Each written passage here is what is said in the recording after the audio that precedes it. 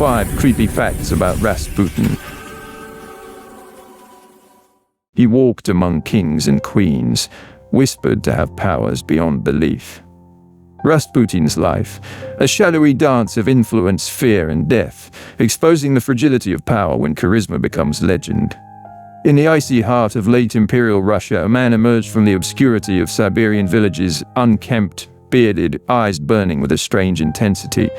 Grigory Rasputin. Not a noble, not a soldier, not a scholar, yet he would penetrate the inner sanctum of the Romanovs, bending the will of emperors and empresses alike.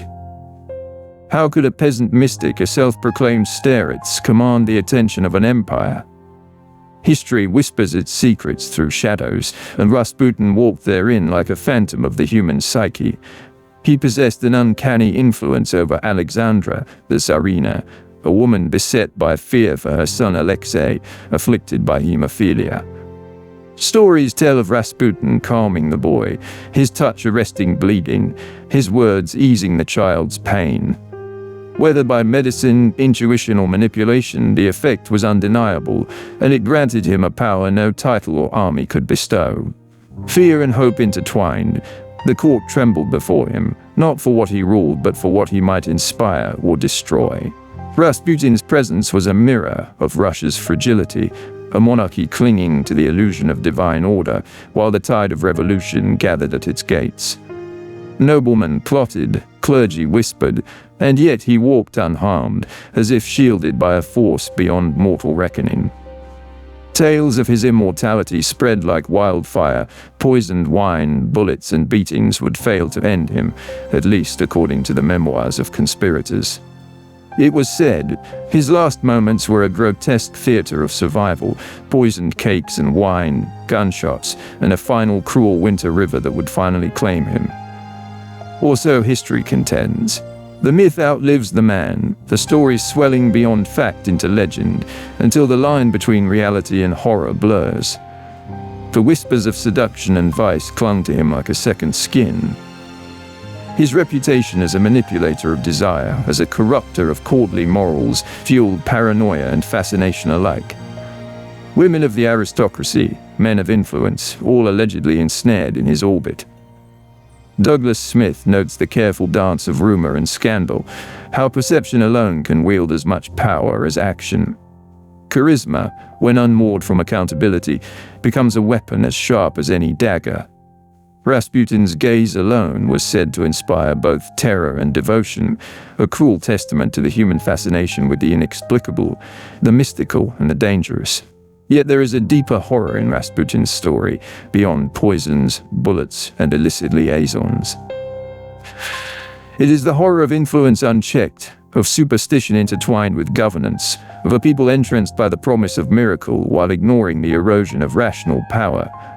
The Romanovs' faith in him illuminates a timeless truth. Societies, like individuals, are fragile when seduced by illusion. Joseph Fuhrmann observes how his presence weakened the monarchy's credibility. Each favor, each whispered suggestion, a thread unraveling centuries of imperial authority. History, it seems, is often written not by the strong, but by those who seduce the minds of the powerful. Rasputin's death did not end his story, it only made it more grotesque, more legendary, more instructive. He became a symbol of fear, superstition, and the danger of unchecked charm. Across Russia, across Europe, his tale became cautionary. Power can be invisible. Power can be intimate. Power can slither into the hearts of men and women with the subtlety of a shadow at twilight. The fascination is human, almost timeless, mirrored today in the cult of charisma, in the worship of figures whose influence exceeds their tangible deeds. We see it in politics, in media, in the theater of personal ambition, the allure of the uncanny, the magnetic, the seemingly invincible. Philosophically, Rasputin's story teaches us about our own susceptibility to the seductions of hope, fear, and belief. We fear what we cannot control, we revere what seems extraordinary, and we forget that behind every legend there is a human being, flawed, fragile, mortal. In the icy halls of the Winter Palace, the life of a mystic peasant entwined with royalty became a mirror for the human condition. the eternal struggle between reason and superstition, between doubt and devotion, between what is real and what we wish to be real. Rasputin reminds us that history is not merely dates and battles, but the complex psychology of human hearts and minds, the interplay of charisma, vulnerability, and the haunting echo of mortality. And so, in the shadows of legend, we find our own reflection. Who do we allow to influence us? What powers do we unknowingly grant to others? Rasputin's life is a chilling study in human fascination with the extraordinary, a warning as vivid today as it was in 1916. The mystic's gaze may be gone, but the questions linger like the cold Siberian wind whispering through the corridors of time. Reflect then as you navigate the currents of influence in your own life. Recognize the power of presence, the danger of blind trust, and the fragile human tendency to mythologize those who command attention.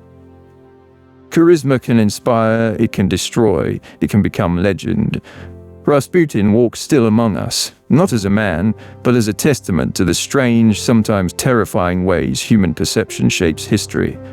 If this tale of shadow and influence stirred something in you, explore more, question more, and dive deeper into the hidden forces that shape the world around you. Subscribe, comment, and join the journey through history's darkest corridors, where every legend has its lesson and every myth its truth.